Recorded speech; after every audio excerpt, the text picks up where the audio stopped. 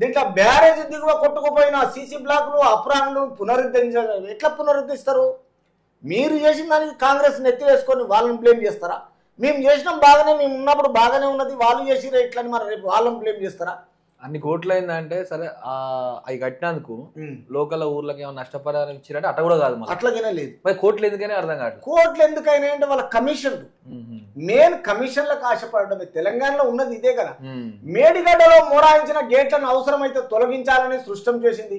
Kaleshwaram project బ్యారేజీలోని లోపాలపై అధ్యయనం చేసి పునరుద్ధరణకు తీసుకోవాల్సిన చర్యలను సిఫారసు చేయడానికి national dam safety authority NDSA higher కమిటీని ఏర్పాటు చేసిన విషయం తెలిసిందే.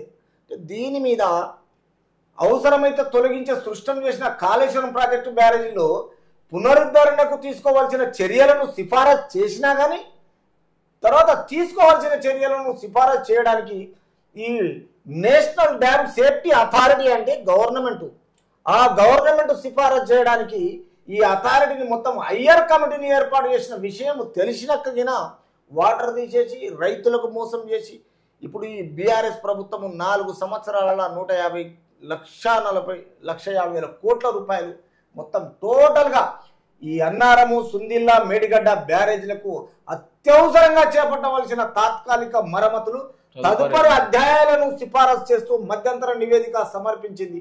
అంటే ఈ మధ్యలో ఎన్నికల కోడ్ వచ్చింది కాబట్టి ఈ టీము, ఈ నేషనల్ సేఫ్టీ అథారిటీ మొత్తం వచ్చి దీన్ని ఎంక్వైరీ చేస్తున్నది. తర్వాత వీళ్ళు చేసిన అరాచకాలకు దీనికి రిపోర్ట్స్ లేకుండా మరి ఎవరి మీద యాక్షన్ తీసుకుంటుంది? వీళ్ళు కమిషన్ తీసుకున్నందుక, లేకపోతే కట్టిన డ్యామే కరెక్ట్ లేదా, మెటీరియల్ కరెక్ట్ లేదా?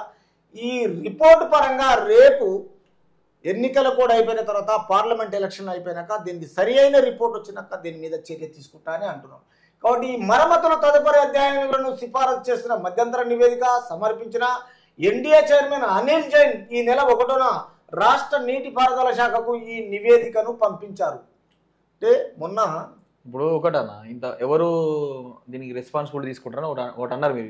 ఇక్కడ ఒకటి వచ్చింది ముచ్చట, డ్యామ్ సేఫ్టీ అథారిటీ తీసుకుంటుంది. ముచ్చట వచ్చింది అన్న. అవును, ఇప్పుడు మామూలుగా మనం చిన్న ఇల్లు కట్టుకుంటేనే మేస్త్రిగాడు అంటే గింతే మాలై, గింతే ఇసుకై, గింతల్ని కట్టరా అంటే మనం చెప్పినట్టు వాడు వింటాడు. చిన్న ఇల్లుకే మరి ఇంత పెద్దానికి వీళ్ళు చెప్పింది వాళ్ళు వినలేదా, లేకపోతే తప్పు వాళ్ళది ఎట్లయితుంది? అంటే వీళ్ళు ఎప్పుడు చూడలేదు తిరిగి. ఎవరు ఎప్పుడైతే అధికార పార్టీ ఆధీనంలో పనిచేసినప్పుడు దీనికి ఒక గవర్నమెంట్ స్టేట్ పరంగా ఒక ఇంజనీర్ వాడు కూడా లిమిటెడ్ బడ్జెట్, వీళ్ళు కూడా లిమిటెడ్ బడ్జెట్ ఇచ్చిన వాళ్ళకు ఆ బడ్జెట్ లో వాడు కట్టినాడు కదా. తప్పు అందేట్ అవుతుంది. ఇప్పుడు కట్టించుకున్నదో కట్టించినదో ఆర్డర్ ఇచ్చినదో అవుతుంది అధికార పార్టీ. అధికారంలో ఎవరున్నారో ఈ ఎన్డీఏ చైర్మన్ అనిల్ జైన్ ఈ నెల 1న రాష్ట్ర నీటిపారుదల శాఖకు ఒక నివేదిక పంపించిందంట. చూడాలి మరి రేపు ఇది ఏం చేస్తారు.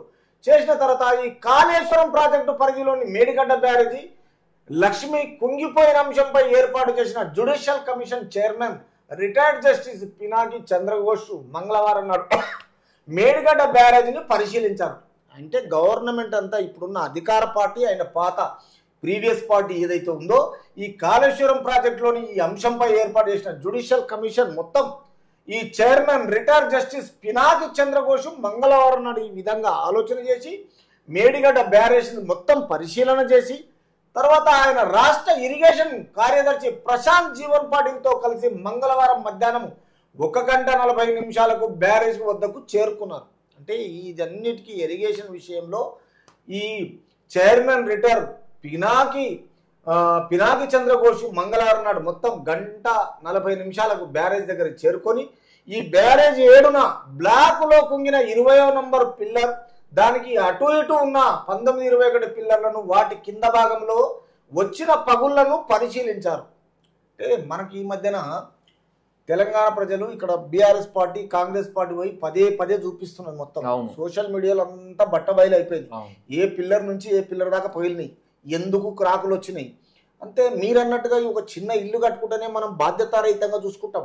ఇంజనీర్ను చూసుకుంటాం, ప్లాన్ చూసుకుంటాం, మేస్త్రిని చూసుకుంటాం, మెటీరియల్ చేసుకుంటాం, ఒక కాంట్రాక్ట్ ఇస్తాం, లేదంటే మనమే తెచ్చుకుంటాం. తెలంగాణ రాష్ట్ర ప్రజలు ఇంత పెద్ద గౌరవాన్ని ఇచ్చేసి మేడిగడ్డను 1,50,000 కోట్ల రూపాయలు తెచ్చుకున్నాడు. చేస్తే ఇది లాస్ట్ వచ్చి రైతుల పొట్ట మీద కొట్టినట్టు అయిపోయి ఇలా కాంగ్రెస్ ప్రభుత్వాన్ని బ్లేమ్ చేసినట్టు అయిపోయి అదే మళ్ళీ ఈ రోజులలో కరెక్ట్గా ఒక్కసారి చూడాలి.